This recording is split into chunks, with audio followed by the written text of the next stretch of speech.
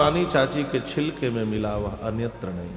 कारण का स्वाद वस्तु में नहीं होता, स्वाद खिलाने वाले के हृदय के प्रेम में होता है। इन दोनों के हृदय का अद्भुत प्रेम, जिसका स्वाद भगवान ने इन माध्यमों से लिया है। जब भूख लगती है तो भोजन कुछ ज्यादा हो जाता है, और कन्हैया को भूख लगी थी। इन बच्चों को थोड़ा सा हटा दो।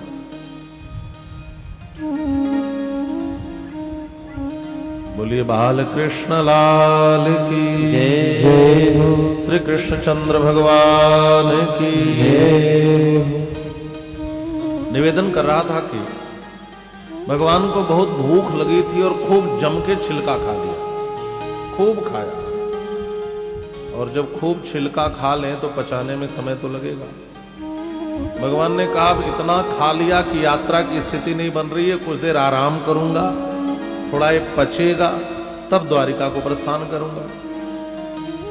विदुर चाचा ने कहा प्रभु तो यहीं आप थोड़ा विश्राम कर लें। विदुर चाचा ने एक चटाई बिछा दी। कन्हैया लेटे करवट पे करवट बदलते रहे, लेकिन नींद नहीं आ रही। विदुर चाचा ने धीरे से पूछा कन्हैया क्या बात है, नींद क्यों नहीं आ रही है?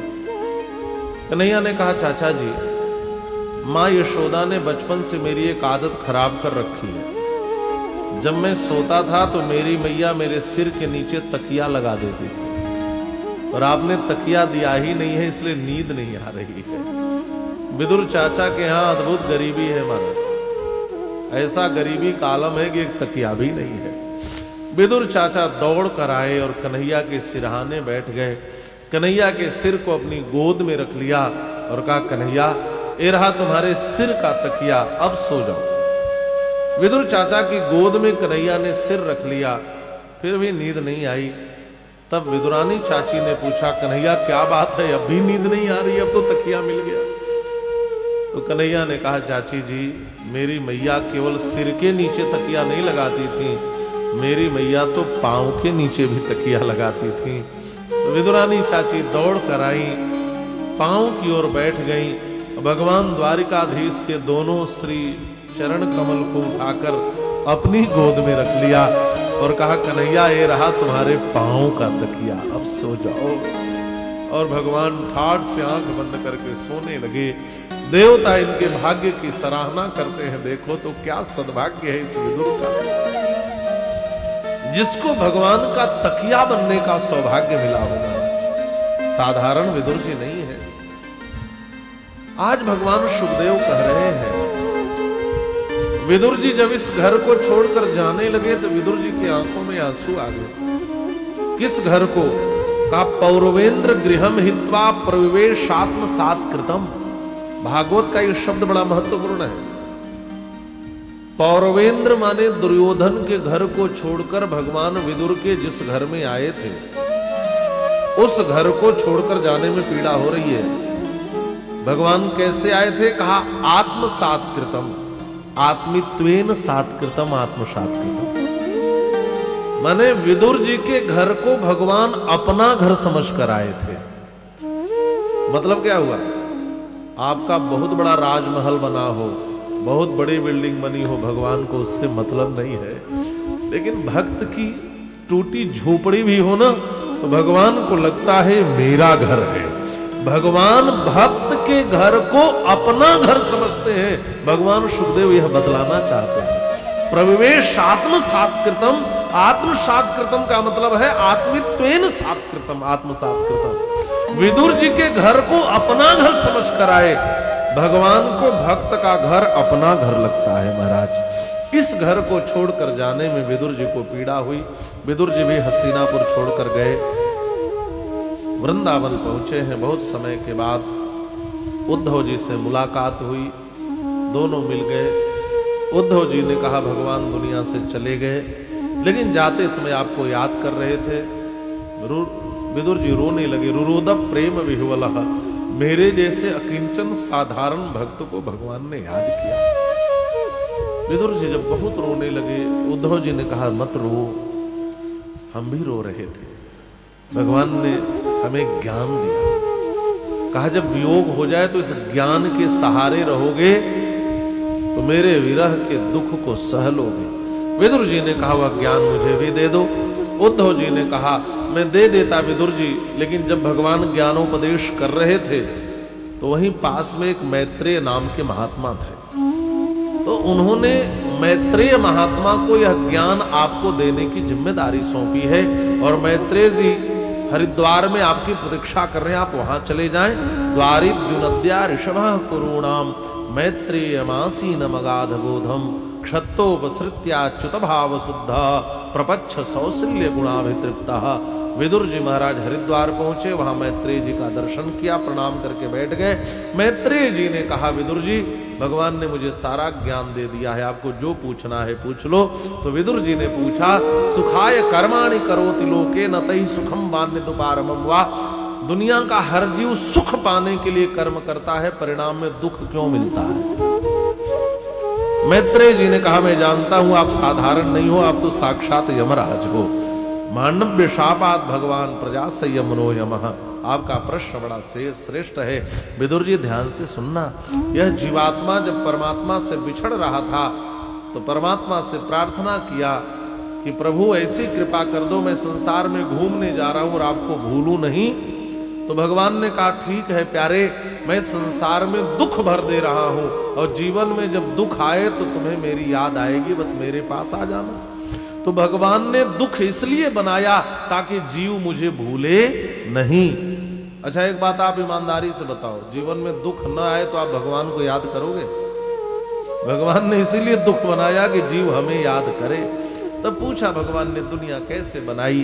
तो मैत्रेय महात्मा ने कहा माया और भगवान के संयोग से महत्त्व से अहम तत्व से 3 गुण सत्व रज तम प्रकट हुए। सत्व से इंद्रियों के देवता, रज से इंद्रियां और तम से पंच तत्व प्रकट हुए। उस पंच तत्व से अंड, अंड से विराट पुरुष नारायण, उनके नाभि से कमल, कमल से ब्रह्मा प्रकट हुए। ब्रह्मा जी से भगवान ने कहा सृष्टि करो। ब्रह्मा जी ने मानसे सृष्टि करी। सनक, सनंदन, सनत कुमार और सनातन, इनसे कहा सृष्टि के क्रम को बढ़ाओ। इन्होंने कहा नहीं नहीं हम तो भजन करेंगे। संसार की पहली संतान पिता की बात नहीं मानी तो पिता को क्रोध आ गया, भौहें टेढ़ी हुई, वहीं से एक बालक पैदा हो गया, जोर जोर से रोने लगा। उसने पूछा मेरा नाम क्या होगा? ब्रह्मा जी ने कहा रो रहे हो इसलिए रोदनाथ रुद्र, रोने वाले को रुद्र कहते हैं, इसलिए तुम्हारा नाम होगा रुद्र। यदरोदी सुरश्रेष्ठ सुदेग युव बालक, इसलिए तुम्हारा नाम रुद्र होगा। क्या करूं? कहा सृष्टि करो। भयंकर सृष्टि रुद्र ने कर दी। ब्रह्मा जी ने कहा सबका संहार करो और कैलाश पर जाकर भजन करो, सृष्टि आपके बस की बात नहीं है। तो उनसे भी सृष्टि नहीं हुई महाराज। तब ब्रह्मा जी के 10 पुत्र हुए, मरीचि, अत्रि, अंगिरा, पुलस्त्य, पुलह, क्रतु, भृगु, वशिष्ठ, दक्ष और 10वें नारद। इनसे भी सृष्टि का क्रम आगे नहीं बढ़ा। ब्रह्मा जी के शरीर के 2 भाग हो गए। दाहिनी ओर से मनु महाराज प्रकट हुए, बाईं ओर से शत्रुपा जी प्रकट हुए, पुरुष और स्त्री प्रकट हुए। यहीं से मैथुनी सृष्टि का आरंभ हुआ। स्वयंभू मनुवरु शत्रुपा जिनते भई नर सृष्टि अनूपा। हम मानव इसलिए कहे जाते हैं कि हम मनु के संतान हैं, इसलिए हम अपने को मानव और मनुष्य कहते हैं। जो लोग अपने को आदमी कहते हैं वो अपनी उत्पत्ति आदम और हव्वा से मानते हैं। हम अपने को मानव और मनुष्य कहते हैं क्योंकि हम अपनी उत्पत्ति मनु और शत्रुपा से मानते हैं। देखिए दाहिनी ओर से पुरुष प्रकट हुआ, बाएं से स्त्री। दाहिनी ओर मस्तिष्क का भाग होता है, बाईं ओर हृदय दिल होता है। पुरुष मस्तिष्क प्रधान होता है, स्त्री हृदय प्रधान होती है।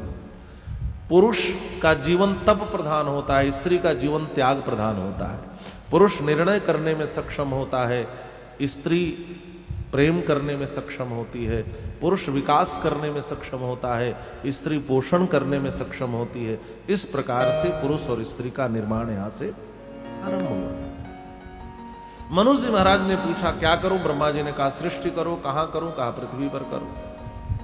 महाराज पृथ्वी कहां है? कहा जल में है। जल में पृथ्वी को किसने छुपाया? कहा हिरण्याक्ष ने। ये हिरण्याक्ष कौन है? कहा एक बार सायंकाल के समय महर्षि कश्यप के पास दिति आई और दिति ने उस समय मिलन की इच्छा व्यक्त की। महर्षि कश्यप ने कहा, ऐसा घोर तमाबेला घोराणाम घोर दर्शना। सायंकाल के समय भोजन करना, शयन करना, विद्याध्ययन करना, पति पत्नी का मिलन करना, ये सब निषिद्ध कर्म है, नहीं करने चाहिए। लेकिन दिति नहीं मानी, उनकी कामना महर्षि कश्यप ने पूरी कर दी। और जब उनका कामत ज्वर उतरा तो पश्चाताप करने लगी। महर्षि कश्यप ने कहा, देवी पुत्र बड़े भयानक पैदा होंगे। दिति ने कहा, तो गलती हो गई, उद्धार कैसे होगा इन पुत्रों का? तो कहा, चिंता मत करो, जो पौत्र होगा वह महाभागवत होगा, नाम प्रहलाद होगा। दिति गर्भवती हुई, संतानें भयानक आई, गर्भ में थे तभी इनसे दिशा जलने लगी। 100 वर्ष तक मां दिति ने इनको पैदा ही नहीं किया। महाराज परीक्षित ने पूछा, भगवान ये कौन है, इतना तेज कहां से आया?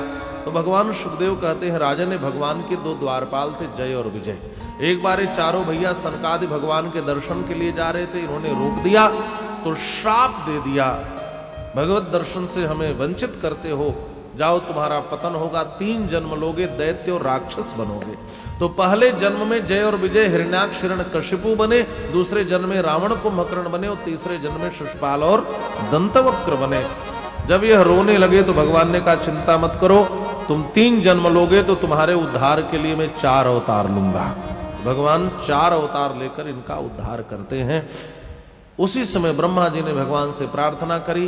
ब्रह्मा जी के नासिका से अंगूठे भर के भगवान बाराह प्रकट हुए और आगे चल करके उन्होंने हिरण्याक्ष का वध कर दिया। इधर महर्षि कर्दम ने कठोर तपस्या करी है। भगवान प्रसन्न होकर कहते हैं, वर मांगो।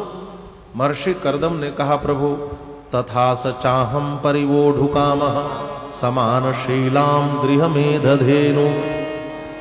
मुझे कच्छी सी पत्नी दिला दो।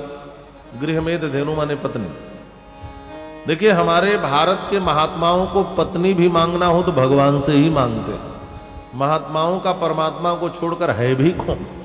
तपस्या की, भगवान प्रकट हुए तो कहते एक सुंदर सी अच्छी सी पत्नी दिला दो।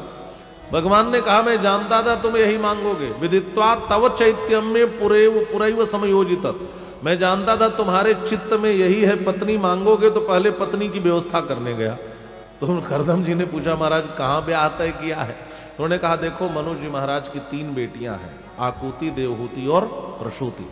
तो देवहूति का विवाह लेकर वह परसों आएंगे, लेकिन तुरंत हाँ मत कह देना, पहले कुछ नहीं करूंगा कहना, फिर हाँ करना। मनु जी महाराज 1 दिन के बाद लेकर के आए। ऋषि कर्दम से पूछा, मेरी बेटी से ब्याह करोगे महाराज? भगवान ने कहा था कि जल्दी से हाँ मत कहना, नहीं सोचेंगे विवाह के लिए बड़े उतावले हैं महात्मा। मनु जी ने कहा, बेटी लगता है महात्मा को तुम पसंद नहीं हो, चलो।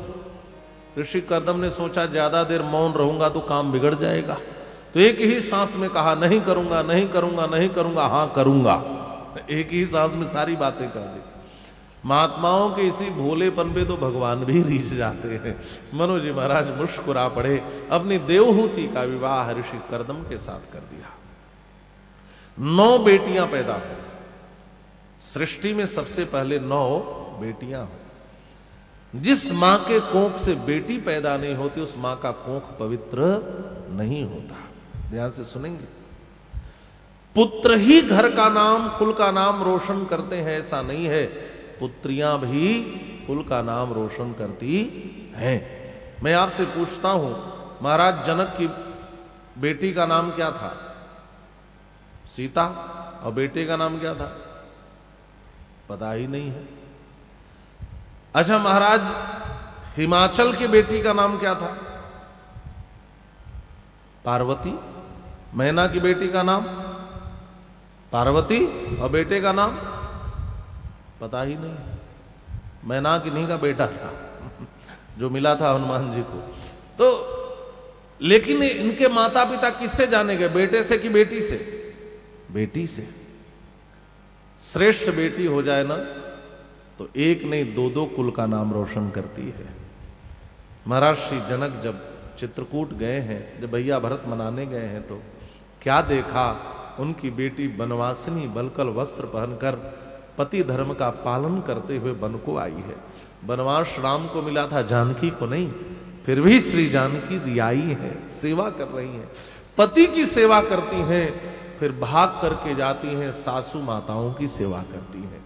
थोड़ा सा समय मिलता है तो भागकर अपनी मां मैना के पास आती है। महाराज श्री जनक ने हृदय से लगा लिया, आंखों में आंसू आ गए और कहते हैं, बेटी आज मुझ पिता को गौरव प्राप्त हो गया, आज मुझे गौरव और गर्व हो रहा है कि मैं सीता जैसी बेटी का बाप हूं।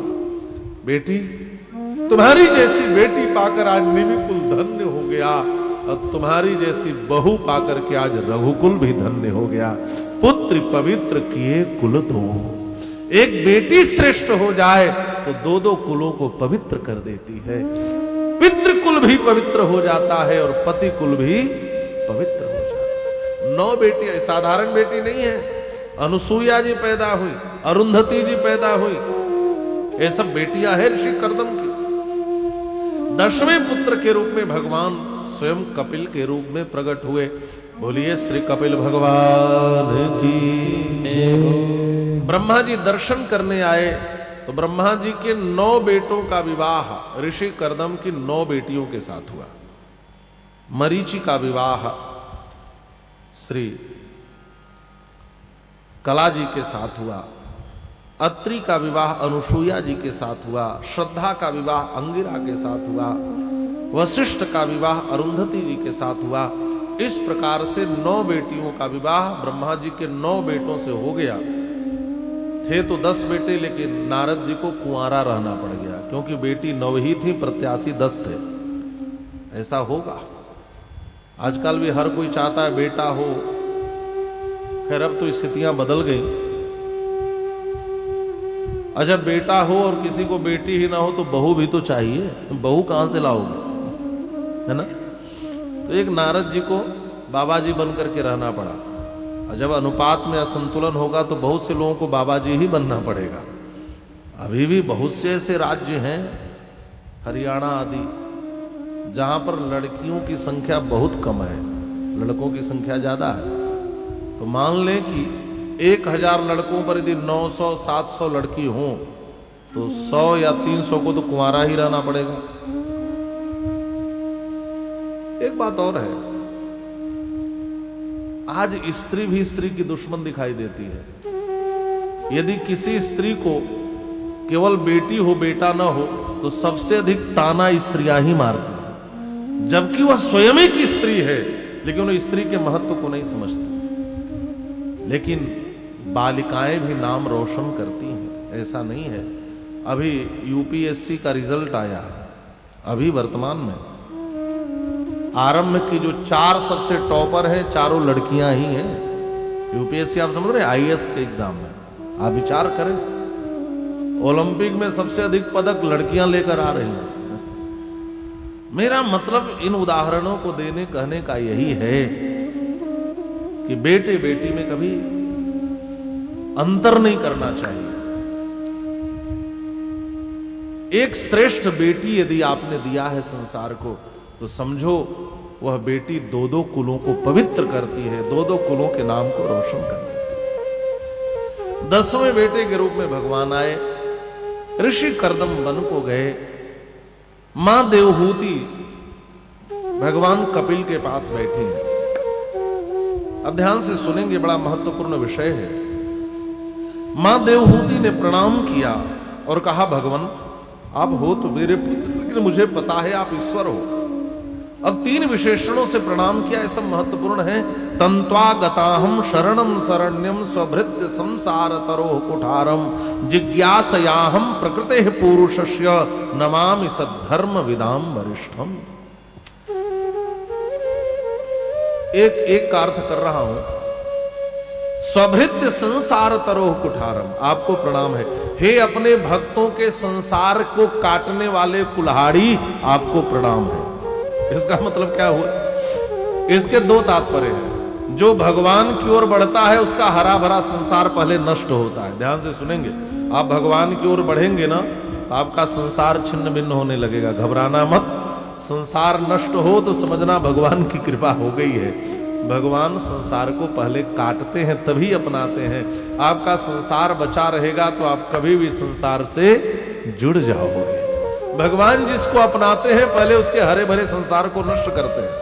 और दूसरा अर्थ यह है कि बिना भगवान की कृपा के कोई अपने हरे भरे संसार को काट ही नहीं सकता है महाराज। जिस पर ठाकुर जी की कृपा हो जाए वही सारे बड़े संसार को काट कर निकल पाएगा, अन्यथा बड़े बड़े लोग भी इस हरे भरे संसार में फंसे रह जाते हैं, फंसे रह जाते। स्वभृत्य संसार तरोह कुठारम, ऐसा प्रणाम किया। मां देवहूति ने कहा, भगवान मैं सम्राट मनु की बेटी हूं, एक ऋषि की पत्नी हूं और तुम्हारे जैसे भगवान की मां हूं, फिर भी मेरे मन को शांति क्यों नहीं मिली। ध्यान से सुनना। महर्षि कपिल ने कहा, मां मैं एक आध्यात्मिक की विद्या दे रहा हूं। योग आध्यात्मिक पुरुषाम मतो निह श्रेयसाय में। मां यह सारा चक्कर हमारे मन का है। हमारा मन जब संसार में बंध जाता है तो हम बंधन में पड़ जाते हैं, और हमारा मन जब भगवान में लग जाता है तो हम मुक्ति को प्राप्त कर लेते हैं। मां जो मन को बांध ले उसको विषय कहते हैं। विश्रवंती विषया, जो बांधे वह विषय है। संसार में हम मन को जहां लेकर जाते हैं बस संसार के विषय हमारे मन को बांध लेते हैं, और विषयों का बंधन इतना कठिन होता है, उस बंधन को खोलकर फिर अपने मन को संसार से लेकर भगवान तक आना कठिन होता है। मां चेतः खलवस्य बंधाय मुक्तये चात्मनो मतम गुणेषु सक्तम बंधाय रतम वा पुंष मुक्तये। ये सारा खेल मन का है, इसलिए मनयो मनुष्याणाम कारणम बंध मोक्षयो हो। मन ही बंधन और मुक्ति में कारक है। मन संसार में बंध जाए तो हम बंधन में हैं, और मन भगवान में लग जाए तो हमारी मुक्ति हो जाती है। इसको और सरलता से आप समझें। आप लोगों ने अपने घर में ताला बंद किया है, करके ही आए होंगे, है ना। इसमें कुछ विशेष छिपा कर रखा होगा तो उसमें तो जरूर बंद करके आए। अच्छा एक बात बताओ, ताला में चाबी बाईं ओर घुमाते हैं तब बंद होता है कि दाहिनी ओर? ऐसे करके ना बताओ, मुंह से बोलो बायां कि दायां, लेफ्ट की राइट, जो आपको समझ में आए। नहीं समझ में आ रहा?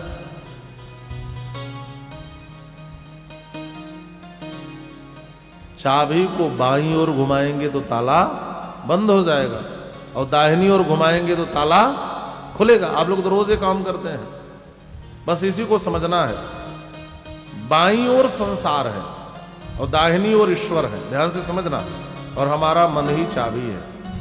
हम मन की चाबी को बाईं ओर घुमा दें संसार की ओर, तो जैसे ताला बंद होता है वैसे हम भी बंधन में आ गए, संसार के विषय पकड़ लेते हैं।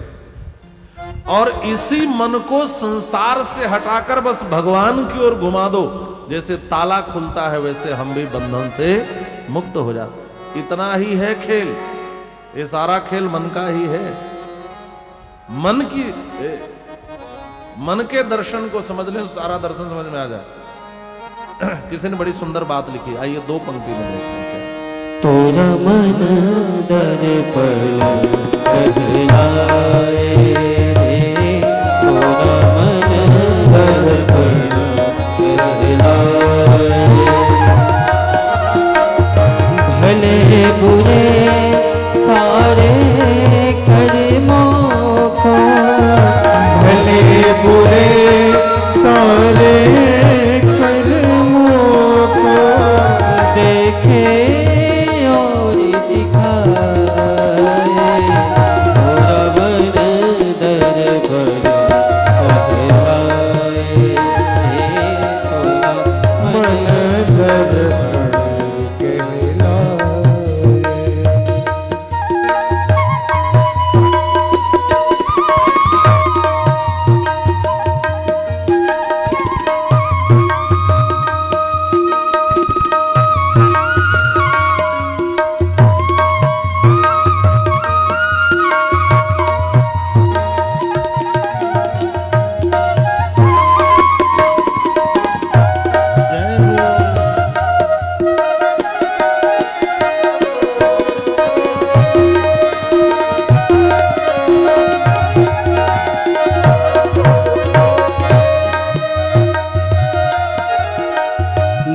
ही देवता मन ही ईश्वर, मन से बड़ा न कोई। मन ही देवता मन ही ईश्वर, मन से बड़ा न कोई। मन उजियारा जब जब फैले, जग उजियारा हो। इस उजले दर्पण में प्राणी, इस उजले दर्पण में प्राणी, धूल न जमने पाए। तोरा मन दर्पण कहलाए। तेरे तो मन दर्पण कहलाए।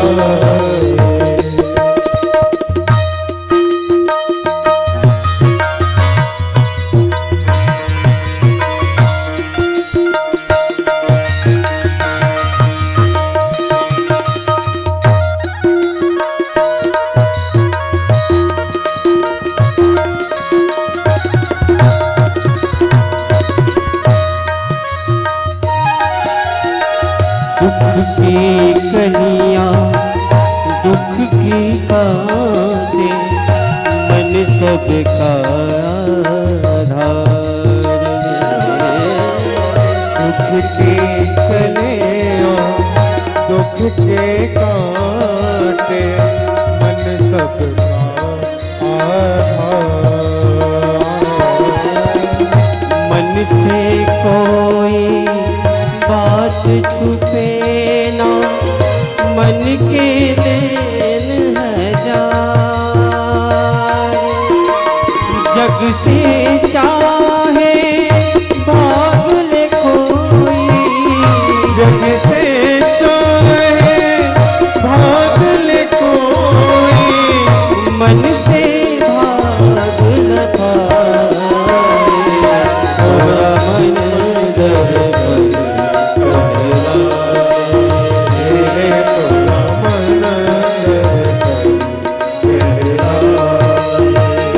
भले बुरे सारे कर्मों को, भले बुरे सारे कर्मों को, भले बुरे सारे कर्मों को, भले बुरे सारे कर्मों को, देखे और दिखाए।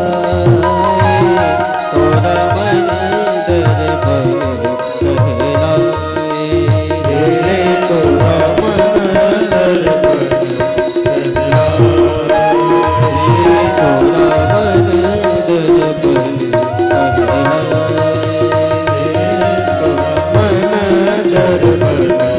कहलाए।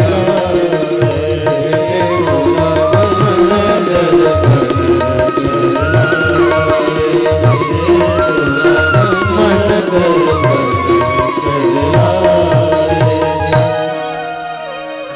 मां, ये सारा चक्कर मन का है। और यदि मन संसार से हटकर भगवान में न लगे तो क्या करें? तो कहा मां, एक और उपाय है। जिनका मन भगवान में लगा है, अपने मन को उनसे जोड़ दो। उन संतों से मन को जोड़ दो, तो संत मन को भगवान से जोड़ देंगे। बेटा, संतों का लक्षण क्या है? महर्षि कपिल कहते हैं, मां तितिक्षवः कारुणिकाः सुहृदः सर्वदेहिनाम अजात शत्रवः शांताः साधवः साधुभूषणाः। जिसमें तितिक्षा हो, माने सहनशीलता हो, जिसके हृदय में करुणा हो, सभी प्राणियों के प्रति सुहृदयता हो, जो अजात शत्रु हो, जो सद्गुणों के आभूषण को धारण करता हो, ऐसे संतों से जुड़ जाओ तो संत तुम्हें भगवान से जोड़ देंगे। सांख्य दर्शन का यहां पर वर्णन किया है, प्रकृति पुरुष के विवेक से मोक्ष का वर्णन किया, स्वरूपक ज्ञान के लिए अष्टांग योग का वर्णन किया, यम नियम प्राणायाम प्रत्याहार धारणा ध्यान समाधि बतलाया। ध्यान की विधि बतलाई, भगवान के चरणों का ध्यान करना चाहिए।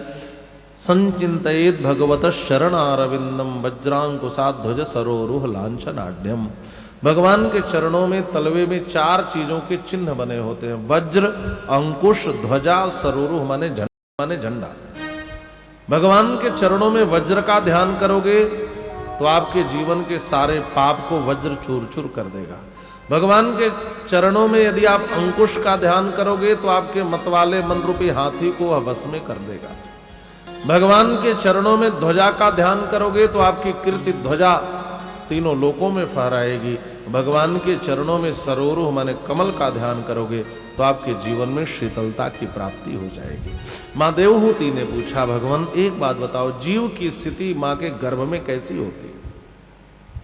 भगवान कपिल कहते हैं, माता पिता का मिलन होता है प्रथम रात्रि में।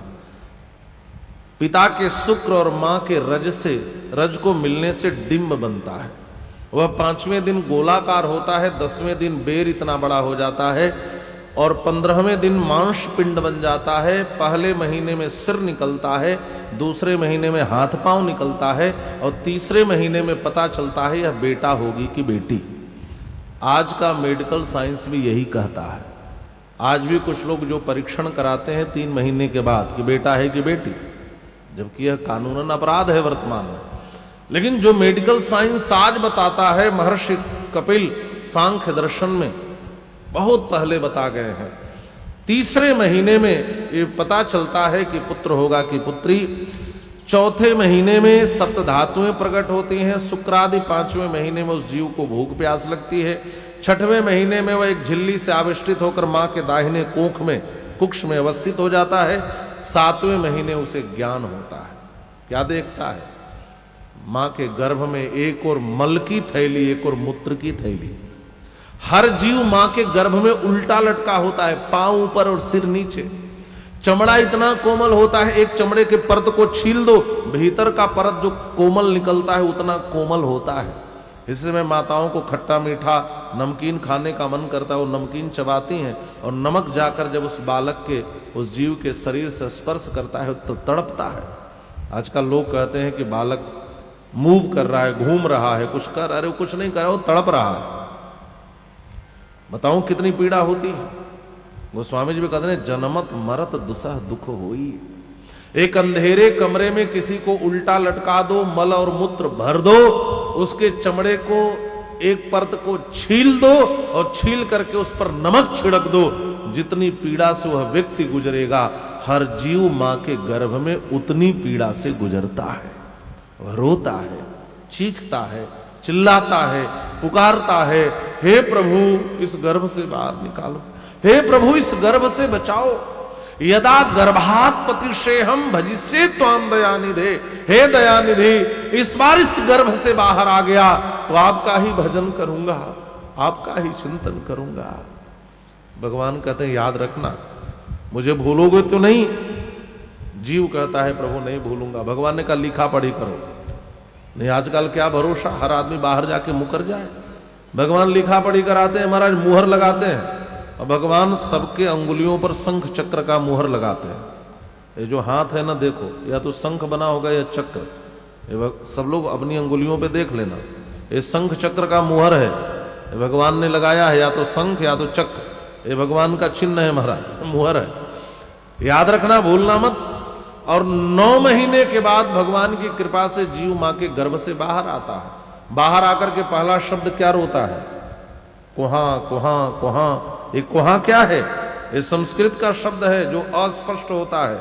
ये शब्द होता है कोहम। हम कहते हैं कुहा कुहा कर रहा है, वो कहता है कोहम। कोहम माने अहम का, मैं कौन हूं। वो पूछता है कोहम, मैं कौन हूं। बाप कहता है तू मेरा बेटा है, मां कहती है तू मेरा बेटा है, संसार वाले कहते हैं तू मेरा है। बड़ा होकर भी यही सीखता है। पिता से कहता है मैं तुम्हारा हूं, मां से कहता है तुम्हारा हूं, अपनी पत्नी से कहता है मैं तुम्हारा हूं, बेटों से कहता है मैं तुम्हारा हूं। भगवान कहते हैं, अरे कृतघ्न मुझे भूल गया, एक बार तो कह दे प्रभु मैं आपका हूं। एक बार, मेरे कान तरस रहे हैं। सकृदेव प्रपन्नाय, सकृत माने एक बार कह, सकृदेव प्रपन्नाय तवास्मीति च याचते, अभयं सर्वभूतेभ्यो ददाम्ये तद्व्रतम मम।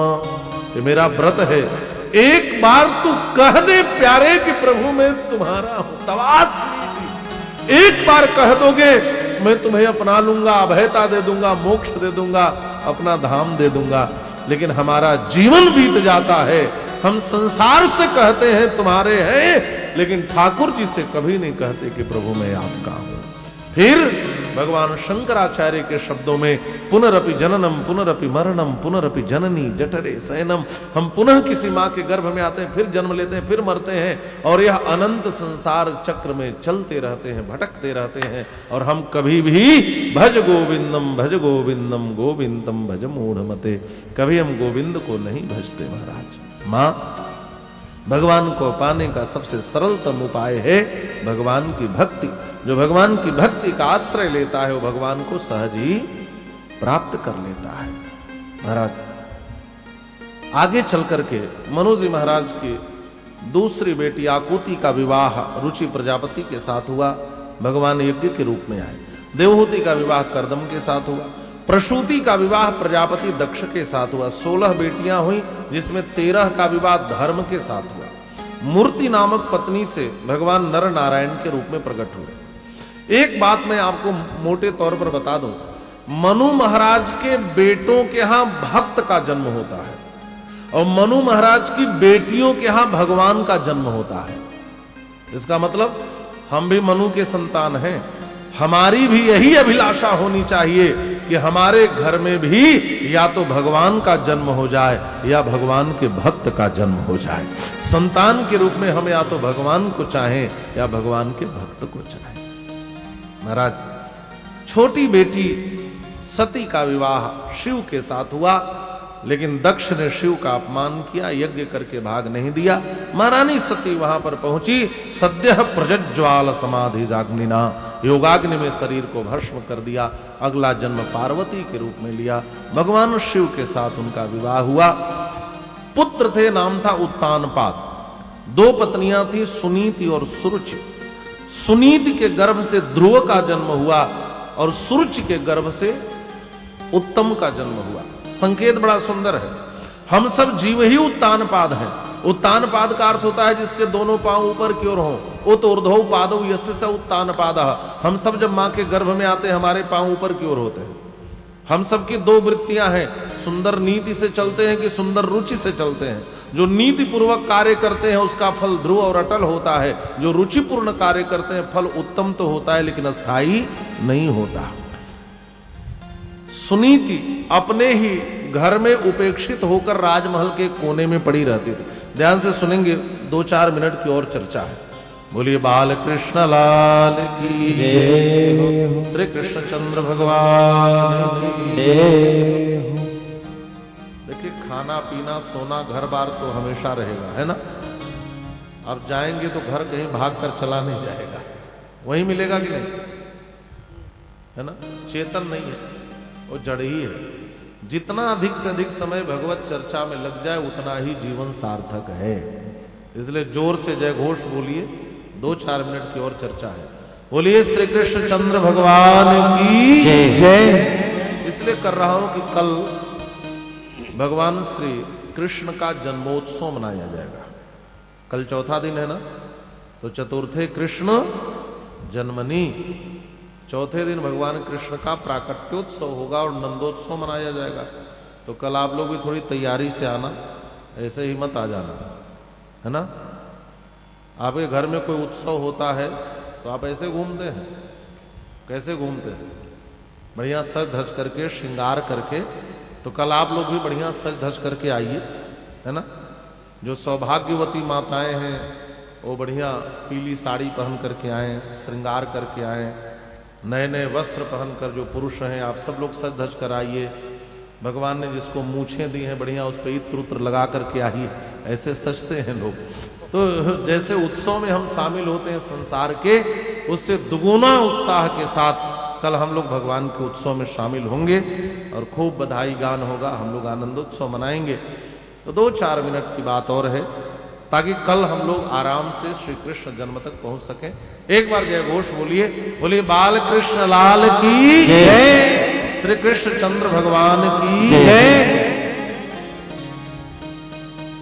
उत्तानपाद की 2 पत्नियां सुनीति और सुरुचि, कथा तो आपने सुनी ही होगी, मैं केवल सूत्र बता रहा हूं। पति सुरुचि को ज्यादा चाहते थे, सुनीति को नहीं। अपने ही पति के घर में उपेक्षित होकर बेटे के साथ रहती थी। एक दिन बेटा ध्रुव बालकों के साथ खेल रहा था। बच्चों ने कहा, जैसे उत्तम पिता की गोद में बैठता है आप भी बैठ सकते हो। बाल स्वभाव ध्रुव जी दौड़ करके पिता की गोद में बैठना चाह रहे थे। मां सुरुचि ने पकड़कर उतार दिया और कहा, बेटा यदि तुम महाराज की गोद में बैठना चाहते हो तो इसके लिए तुम्हें एक कार्य करना पड़ेगा। तुम्हें भगवान पर पुरुष की आराधना करनी पड़ेगी। और भगवान जब प्रसन्न होकर कहें बेटा वर मांगो, तो उनसे वर मांगना कि मैं मां सुरुचि के गर्भ से जन्म लूं, और जब तू मेरे गर्भ से पैदा होगा बेटा, तब तू सिंहासन पर बैठे महाराज की गोद में बैठ सकता है। तपसाराध्य पुरुषम तस्यैवानुग्रहेण में गर्भे तुम साधयात्मानम यदि इच्छसि नृपाशनम। बैठा लीजिए उसको। बोलिए बाल कृष्ण लाल की जय। बार बार धारा रुकती है। तो क्या कह रहा था मैं? आप लोग तो कथा सुन रही हैं, क्या कह रहा था? कुछ भी पता नहीं। थोड़ा जोर से बोलिए, है ना? ध्रुव जी को गोद से उतार दिया, गोद में बैठने नहीं दिया। कहा, यदि तुम्हें सिंहासन पर बैठे महाराज की गोद में बैठना है तो तपसाराध्य पुरुषम, पर पुरुष माने नारायण की आराधना करो। वह प्रसन्न हो जाए तो गर्भे तुम साधयात्मानम, उनसे मेरे गर्भ को मांगना, मेरे गर्भ को साधो, प्राप्त करो, मेरे गर्भ से पैदा हो। यदि इच्छसि नृपासनम, यदि शासन पर बैठना चाहते हो। जैसे सांप को एक डंडा मारकर छोड़ दो तो क्या करता है? फुफकारता है महाराज। वैसे ध्रुव जी महाराज जोर जोर से सांस छोड़ते लेते अपनी मां के पास आए। मातुः सपत्न्या सदुरुक्ति विद्धा स्वसन यथा दंड हतो यथा ही। जैसे कोई सांप को एक डंडा मार के छोड़ दे, वैसे आए महाराज। आए हित्वा मिशंतम पितरम सन्नवाचम जगाम मातुः प्ररुदन सकाशम। और मां के पास आकर के रोने लगे महाराज, रोने लगे। मां ने पूछा, बेटा क्या हुआ? ध्रुव जी बोल नहीं पा रहे हैं तो छोटे, लेकिन जीवन में जब कोई अपमानित कर दे महाराज तो अपमान बहुत दुख देता है। चोट लग जाए, कष्ट हो जाए, आपको उतनी पीड़ा नहीं होगी, लेकिन अपमान का दुख सहा नहीं जाता। ध्रुव जी से मां ने पूछा क्या हुआ, तो ध्रुव जी लगे फपक फपक करके रोने। साथ आए बालकों ने पूरी घटना सुना दी।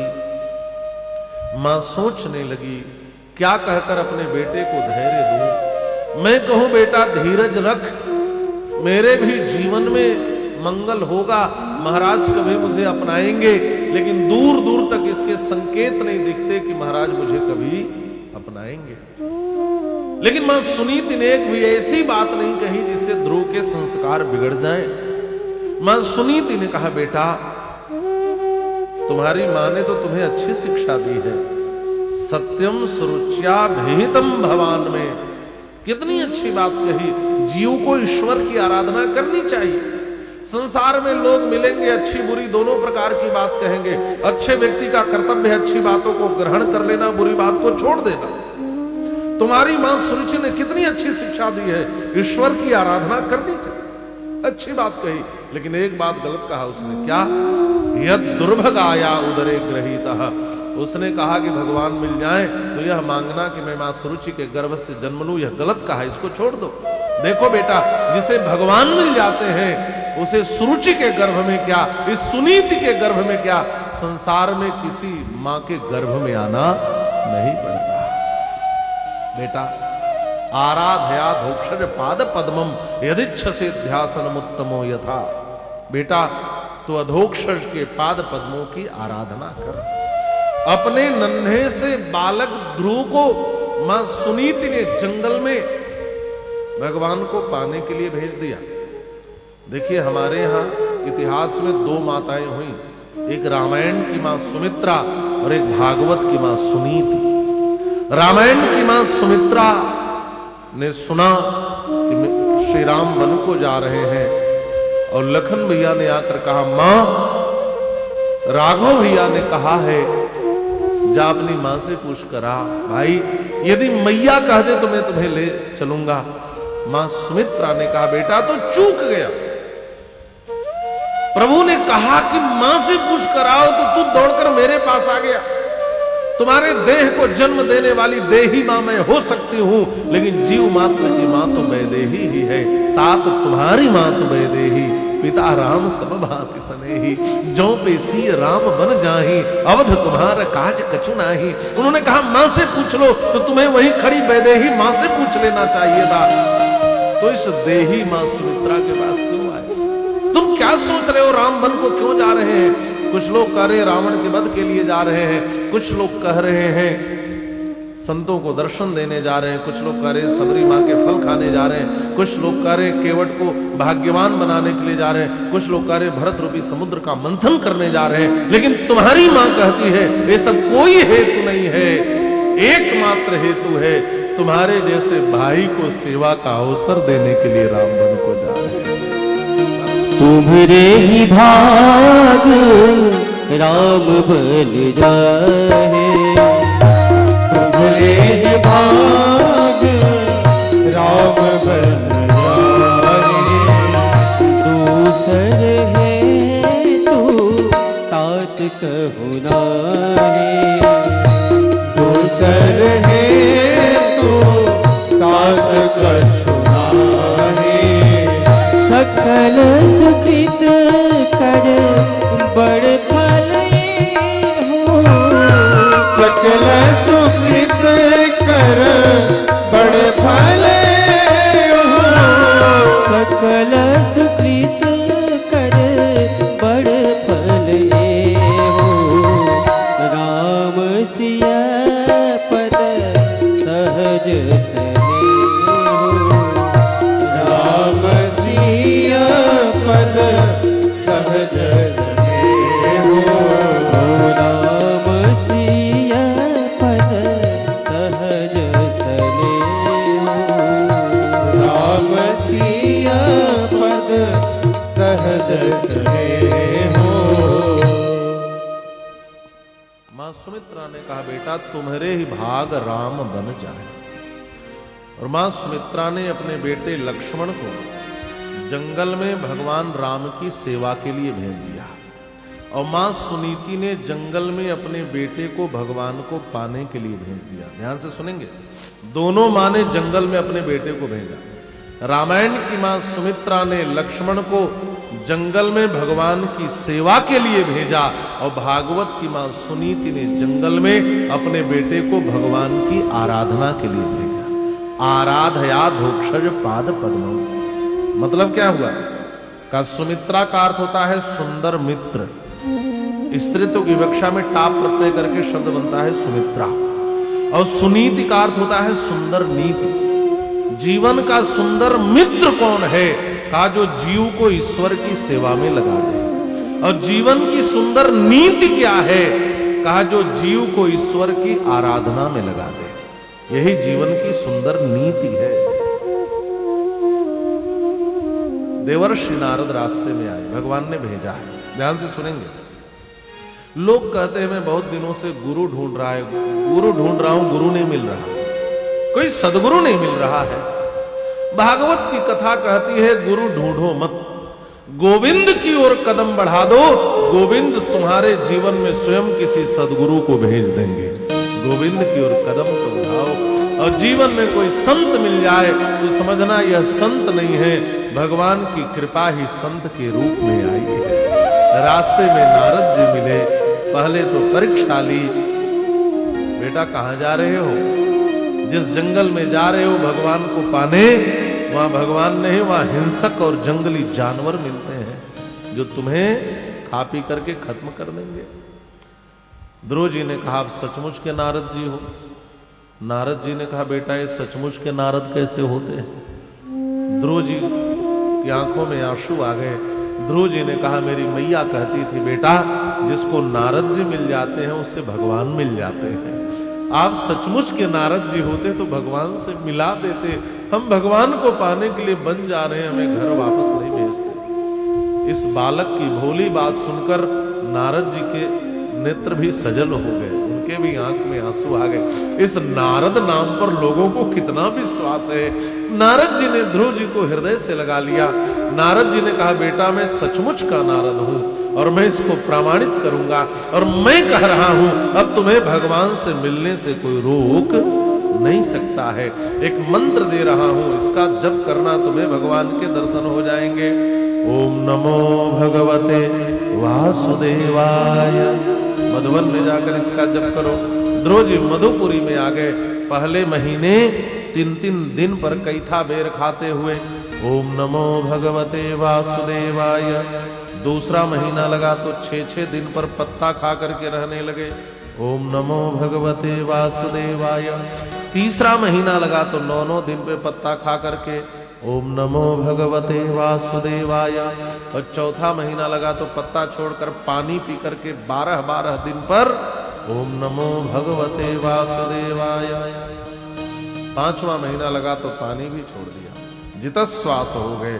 देवता घबरा कर भगवान के पास पहुंचे, प्रभु आपका यह भक्त कुछ देर और सांस रोक ले तो हम सबकी सांस रुक जाएगी। भगवान ने कहा, चिंता मत करो, मैं जाता हूं। मां भैष्ट बालम तपसो दुरत्यया निवर्तयिष्ये प्रतयात् स्वधाम। भगवान गरुड़ारूढ़ होकर के ध्रुव जी के पास पहुंच गए। सुंदर से ध्रुव जी को देखा। ध्रुव जी आंख ही नहीं खोल रहे थे। भगवान ने अपनी झांकी को तिरोहित कर लिया। तब ध्रुव जी ने आंख खोली तो क्या देखा? जो झांकी भीतर थी वो बाहर प्रत्यक्ष खड़ी है। ध्रुव जी का मन तो किया कि भगवान के इस चरणों से निपट जाऊं। भुजै रिवाश्लेषम। ध्रुव जी हाथ जोड़कर खड़े हैं, कुछ बोल ही नहीं रहे हैं। भगवान सोच रहे हैं अब बालक बोलेगा, लेकिन ध्रुव जी कहते हैं बोलने आता ही नहीं, क्या बोलूं, पढ़ा लिखा तो हो नहीं। तब करने आ गया तो भगवान ने पांचजन्य शंख को ध्रुव जी के कपोल से स्पर्श करा दिया। पस्पर्श बालम कृपया कपोले। और शंख का स्पर्श होते ही ध्रुव जी की सरस्वती प्रकट हो गई। ये ओम नमो भगवते वासुदेवाय मंत्र दिया है। कितने अक्षर का है? 12 है।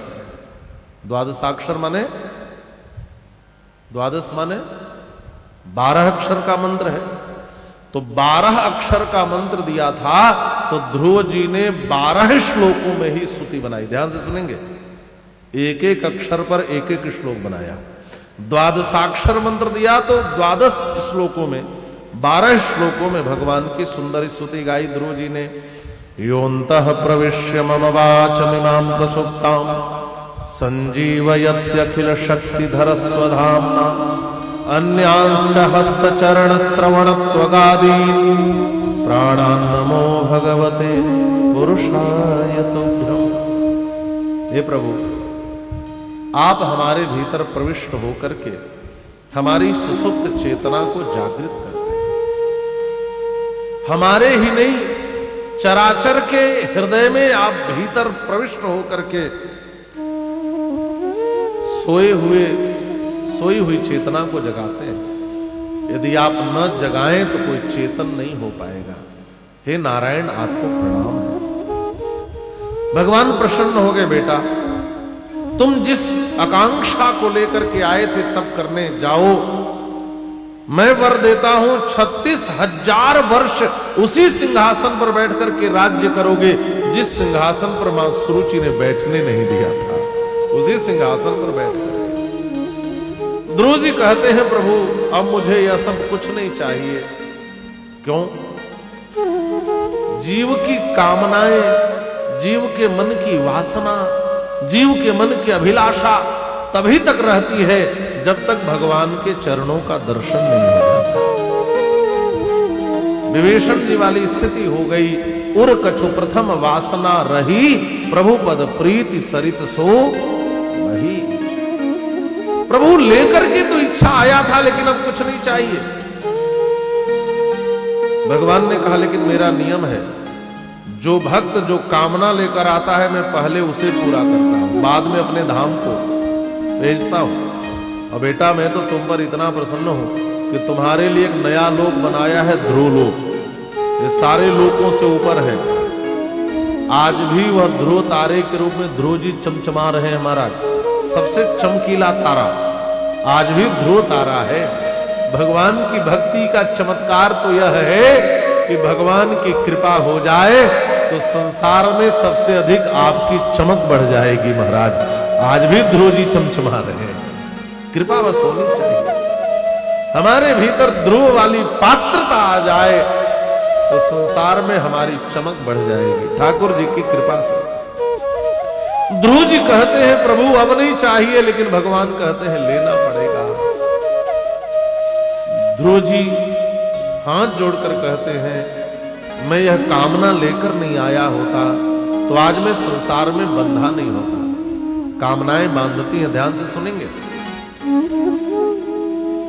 कोई बालक अपने पिता के साथ बाजार में जाए, ठीक, तो बालक क्या कहता है? पिताजी वो खरीद दो, वो खरीदो, वो दे दो, वो दे दो, वो दे दो। पिता क्या करता है? बालक जो मांगता है प्रेम में वह चीज लेकर देता है।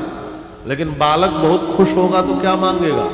खिलौना ले दो, मोटर कार ले दो, प्लास्टिक वाली गाड़ी ले दो, यही तो मांगेगा। बच्चे खिलौना मांगते हैं। पिता अपनी ओर से जब बेटे को कुछ देता है तो हमेशा श्रेष्ठ चीज देता है, और बच्चे अपनी ओर से जब पिता से मांगते हैं तो खिलौने मांगते हैं। हम भगवान के बेटे भी यही तो करते हैं।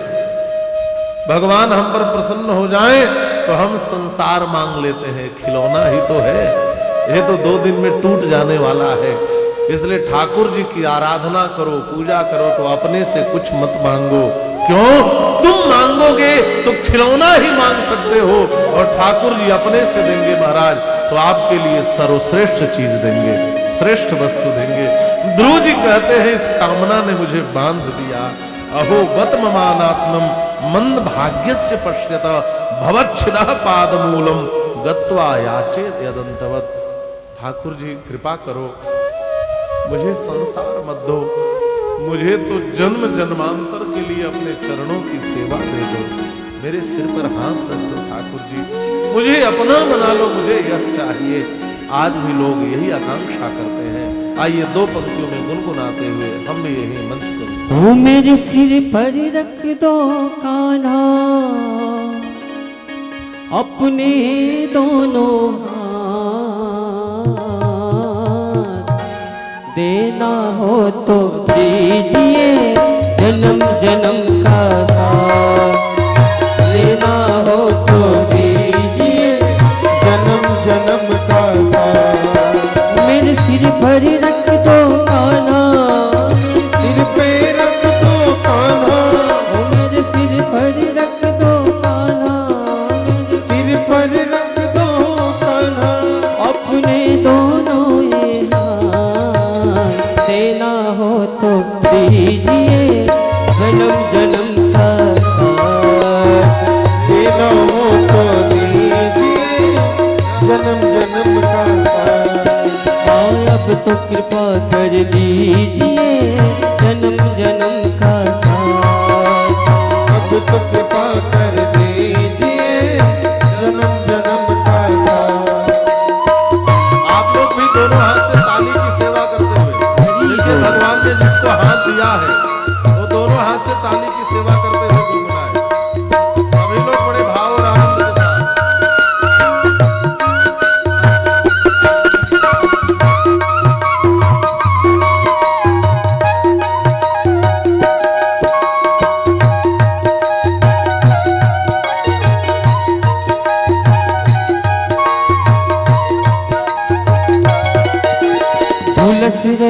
है गम की धूप में प्यार की छैया कर दे तू।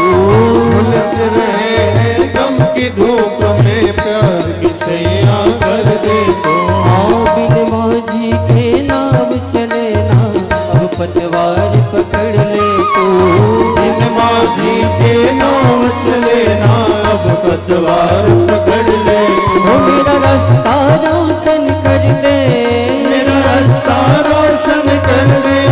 छाई अंधियारी रात देना हो तो दीजिए जन्म जन्म का साथ। देना हो तो दीजिए जन्म जन्म का साथ। अब तो कृपा कर दीजिए जन्म जन्म का साथ। अब तो कृपा कर दीजिए जन्म जन्म का साथ। जय हो।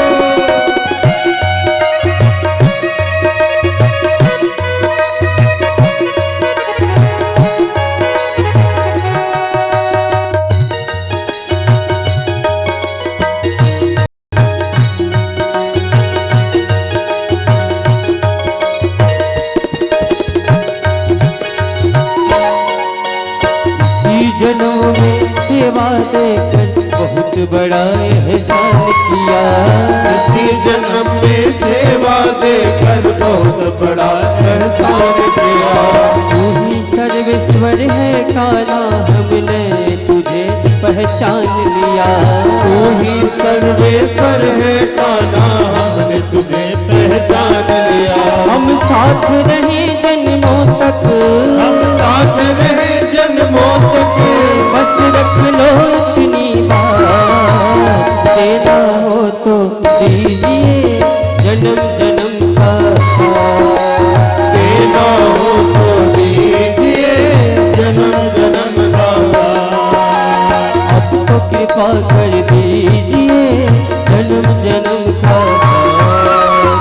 अब तो कृपा कर दीजिए जन्म जन्म का साथ। हरि बोल।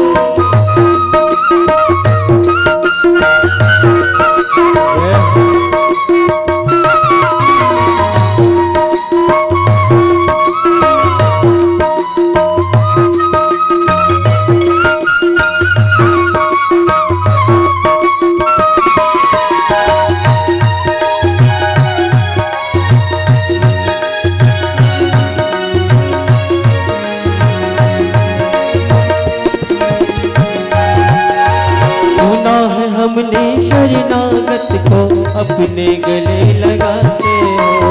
सुना है हमने शरणागत को अपने गले लगाते हो। ऐसा हमने क्या मांगा जो देने में घबराते हो। ऐसा हमने क्या मांगा जो देने में घबराते हो। सुना है हमने शरणागत को अपने गले लगाते हो।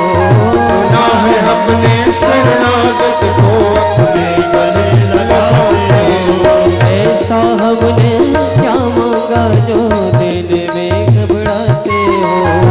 ऐसा हमने क्या मांगा जो देने में घबराते हो। चाहे सुख में रखो या दुख में, चाहे दुख में रहो या सुख में। ओ चाहे सुख में रखो या दुख में, चाहे सुख में रहो या दुख में। बस होती रहे मुलाकात देना हो तो दीजिए जन्म जन्म का साथ। ओ देना हो तो दीजिए जन्म जन्म का साथ। अब तो कृपा कर दीजिए जन्म जन्म का साथ। अब तो कृपा कर दीजिए जन्म जन्म का साथ। मेरे सिर पर रख दो खाना, मेरे सिर पे रख दो कान्हा। ओ मेरे सिर पर रख बनवारी, सिर पर रख बनवारी। अपने दोनों हाथ देना हो तो दीजिए जन्म जन्म का साथ। ओ देना हो तो दीजिए जन्म जन्म का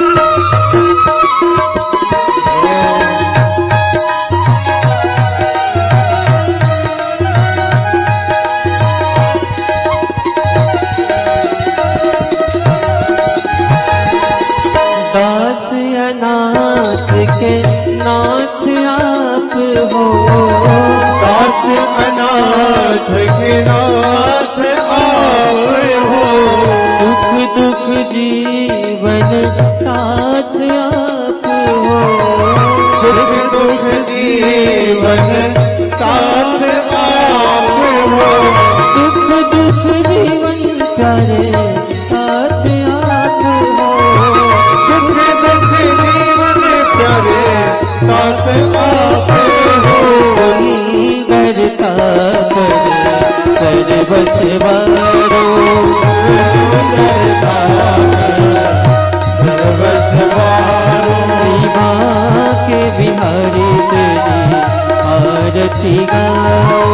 माँ के बिहारी तेरी आरती गाओ। कर्पूर गौरम कृपावतारम सिद्धार सारम सदा वसंतं हृदयारविन्दे भवं भवानी सहितं नमामि। त्वमेव माता च पिता त्वमेव त्वमेव बन्धु च सखा त्वमेव त्वमेव विद्या द्रविणं त्वमेव त्वमेव सर्वं मम देव देव। अच्युतं केशवं राम नारायणं दामोदरं वासुदेवं हरिहरं माधवं गोपिकावल्लभं जानकी नायकं रामचन्द्रं भजे। जानकी नायकं रामचन्द्रं भजे। हरे राम राम राम हरे हरे। हरे कृष्णा कृष्ण कृष्ण हरे हरे। हरे राम राम राम हरे हरे। हरे कृष्णा कृष्ण कृष्ण हरे हरे। कृष्ण हरे हरे। हरे कृष्णा हरे हरे।